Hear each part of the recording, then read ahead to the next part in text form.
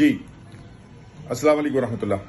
काबिल कदर जनाब बैरिस्टर गौहर साहब, उमर अयूब साहब, मेरे चारों सूबाई सदूर पाकिस्तान तहरीक इंसाफ के 9 मई की आमद है। 9 मई योम सियाह है। इसका फैसला होना बाकी है कि कुछ लोग कहते हैं कि उनके लिए योम सियाह है, हम लोग कहते हैं कि हमारे लिए योम सियाह है।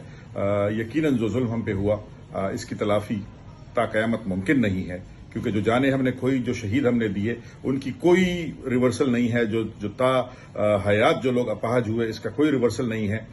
9 मई का दिन आलम के लिए योम सियाह है, इसमें दो राय नहीं है।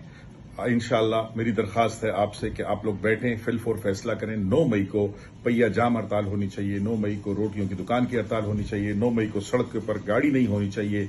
9 मई को हमें शटर डाउन हड़ताल करनी चाहिए। 9 मई को हमें ये दिखाना है कि हम इमरान खान के साथ हैं और हम इमरान खान के साथ रहेंगे और उसे वजीर आजम बनाकर छोड़ेंगे।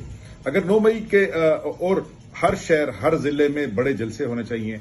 मेरी दरख्वास्त अपने सूबाई सदर से भी है कि डीआई खान में जलसे की जो आपकी तजवीज़ है, वो आपका प्यार डीआई खान वालों के साथ है, मगर डीआई खान खैबर पख्तूनख्वा का दारुल खिलाफा नहीं है, दारुल खिलाफा पेशावर है। हमें पेशावर में भी करना चाहिए, डीआई खान में भी करना चाहिए, अटक में भी करना चाहिए, अब्ताबाद में भी करना चाहिए, मगर बड़ा जलसा पेशावर में होना चाहिए। तादाद जरूर निकलेगी, उसकी आप फिक्र ना करें। हमें इमरान खान के साथ जरूर खड़ा होना है, क्योंकि इस वक्त हमारा ईमान खतरे में है। इसमें दो राय नहीं है कि इस वक्त आपके बच्चों का रिज्क, आपके बच्चों का फ्यूचर हो तो छोड़ें, आपका ईमान खतरे में है, क्योंकि औकाफ के जो कवानीन वफाकी हुकूमत लेके आ रही है, जो इसराइल की तरफ हमारा टिल्ट है, ये हमारे लिए काबिल कबूल हर सूरत नहीं है।